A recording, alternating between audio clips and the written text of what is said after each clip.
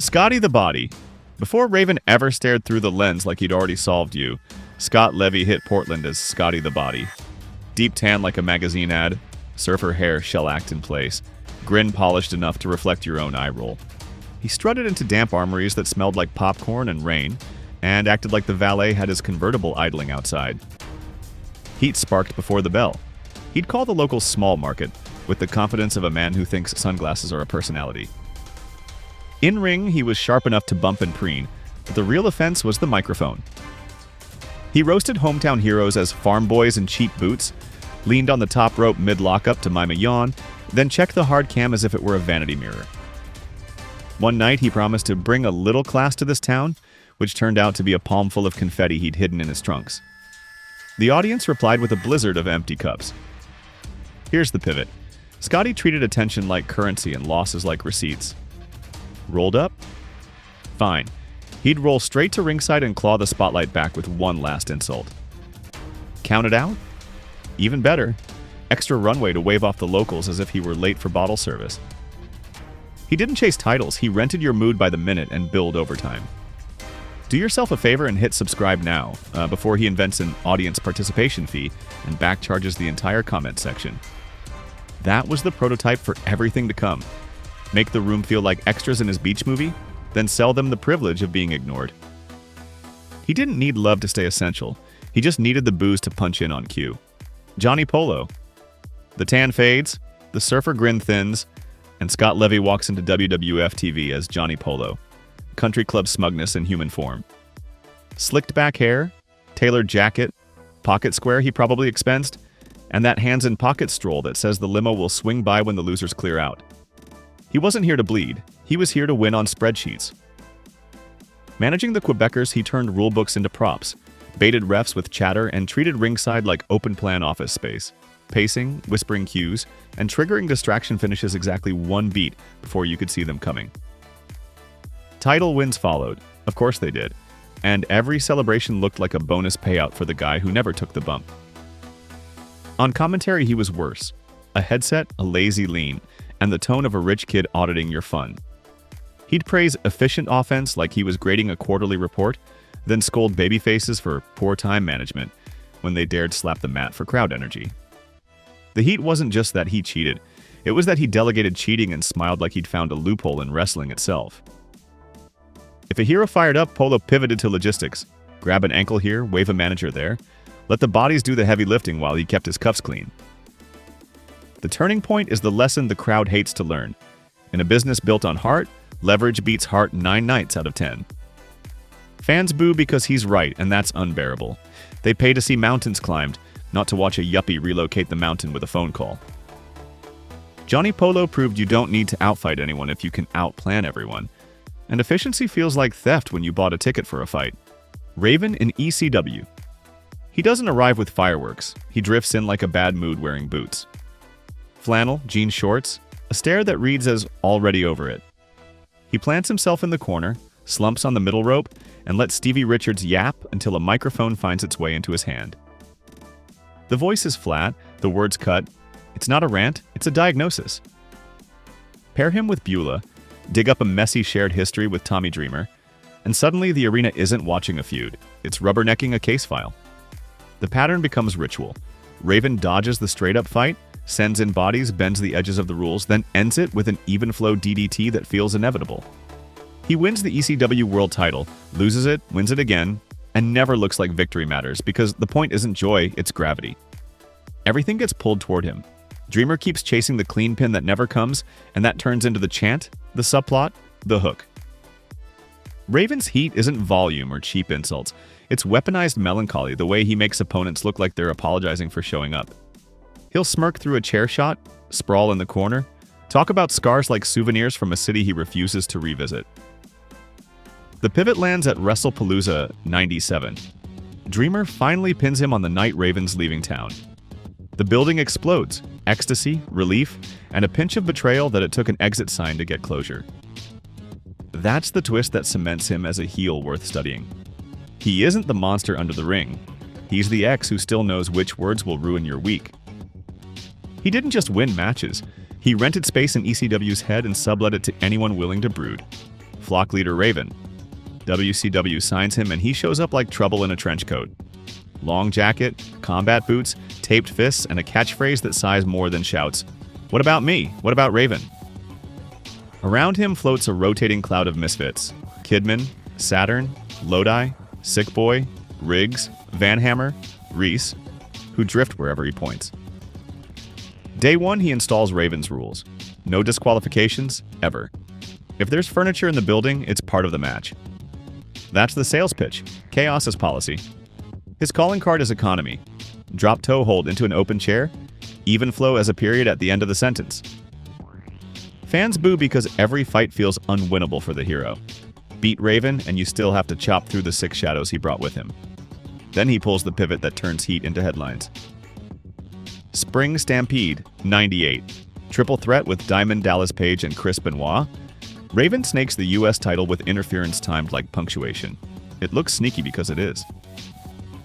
The next night on Nitro, Goldberg plows through the entire crew and takes the belt in a sprint. Raven's master plan meets an immovable object and folds like a bad chair. That loss doesn't end the act, it exposes the thread you can pull. Saturn starts asking questions. If Raven pulls the strings, why do all the strings snap when he lets go? The answer lands at Fall Brawl 98. Saturn beats Raven and the flock breaks. No sermon, no reveal. Just a leader suddenly alone with the same jacket, the same boots, and nowhere left to hide. The moral twist. Power you borrow, loyalty, loopholes, bodies between you and the bell, evaporates the second people stop paying interest. Hardcore Raven. He returns to WWF like a rumor that grew legs and a bad haircut. No mystique. Just a t-shirt, jean shorts, and a rolling junkyard rattling beside him. The hardcore division is perfect because the rules are a dare. 24/7 defenses, falls count anywhere, and the line between match and mugging erased with a shrug. Raven thrives on that blur. He appears from the crowd, from a loading dock, from behind a vending machine, turning every hallway into a finish.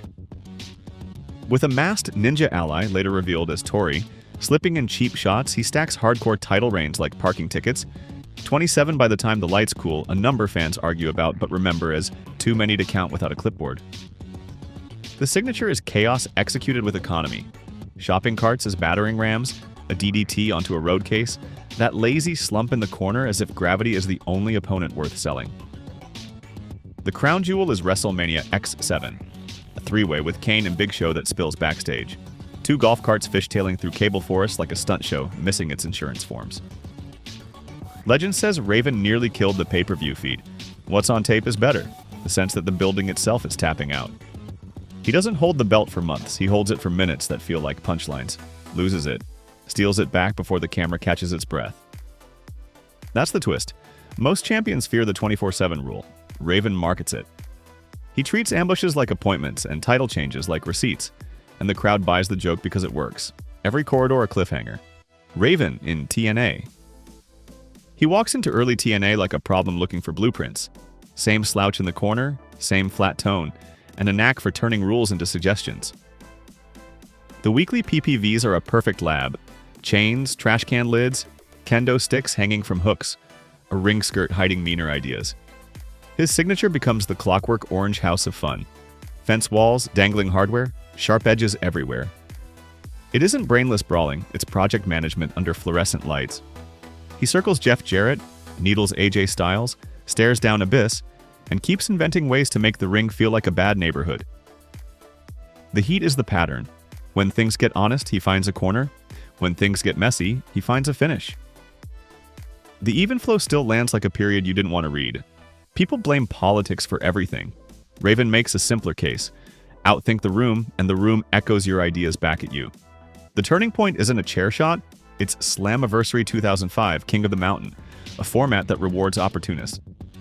With AJ as champion and heavy hitters all around, Raven plays timing like a second referee, survives the scrambles, and climbs last to become NWA World Heavyweight Champion. It feels overdue and perfectly timed, like a confession you knew was coming, but still stings when said out loud. The moral twist is cold. He doesn't sell invincibility, he sells inevitability. He'll bleed, sure, but he'd rather budget other people's pain first. In a company addicted to high spots and fresh faces, he proves an older map can still beat a faster car if you never miss a turn. Serotonin Leader. Late 2006, Raven swaps blueprints for a clipboard. He rebrands 3 hungry undercard names, Frankie Kazarian, Johnny Devine, Matt Bentley, as Serotonin, suits them in black, straps on tinted goggles, and calls it Improvement. The aesthetic is stripped back intimidation. Leather, thin smiles, silent nods at ringside while Raven talks about conditioning, and discipline like he's running a performance lab. Matches play like exercises. The trio interferes on cue, eats the dangerous bumps, and win or lose, lines up afterward for corrections, usually a crack of the kendo stick across the spine. That becomes the heat engine. Not just cheating, but aftercare that looks a lot like punishment dressed as mentorship. Raven's offense stays minimalist, not even flow DDT, ringside mauling, a chair in the right corner at the wrong time, while the stable absorbs dents so the message lands. The crowd doesn't boo because he's savage. They boo because he's efficient. The longer it goes, the clearer the math becomes. Raven's value rises every time his students' value drops. The turning point is Kaz finally looking up instead of down. He stops kneeling for post-match lessons, tears off the branding, and fires back with the same stick that kept him in line. Once the first domino stands up, the rest don't fall at all. Devine drifts, Bentley fades, and Serotonin becomes a file folder rather than a fixture. Systems built on compliance work right up until one person with options decides the invoice isn't worth it. Veteran Raven. The haircut softens, the pace slows a step, and the voice gets even flatter. Late career Raven doesn't chase the spotlight. He angles it. He shows up in indie halls and small TV studios with the same gear and the same slump in the corner. But the weapon of choice has changed. He asks for a microphone before he asks for a chair. The promo is the point. Clipped phrases, long pauses, a gaze that drifts past the hard cam like he's bored of pretending. When the bell rings, he keeps it minimalist. Short bursts, a heavy knee lift, drop toe hold into something unfriendly, even flow like a rubber stamp. You're not watching a stuntman. You're watching an editor cut everything that doesn't sting. The heat is different now. In the 90s, he stole innocence. In the 2010s, he steals nostalgia. Fans arrive ready to cheer the memory, and he twists it by calling them out for wanting yesterday at today's prices. He'll tease a greatest hits brawl, then derail it with ringside bait. If you wanted the old times, you should have kept them. Bookers pair him with hometown favorites who grew up on his tapes. He obliges them one lesson at a time: pace, positioning, and the art of turning applause into dead air with one well-timed rollout. The pivot comes when the crowd realizes he's measuring them back. He isn't selling invincibility, he's selling timing. 2 minutes of sympathy, one mistake, a DDT that feels more like punctuation than impact. Some heels age into respect, others into routine. Raven ages into leverage. Fewer moves, more minutes where everything bends his way. 8 masks, 1 truth. Scott Levy never needed your love, only your attention. Boo the villain, never boo the booking. The second the room goes quiet, the story stops.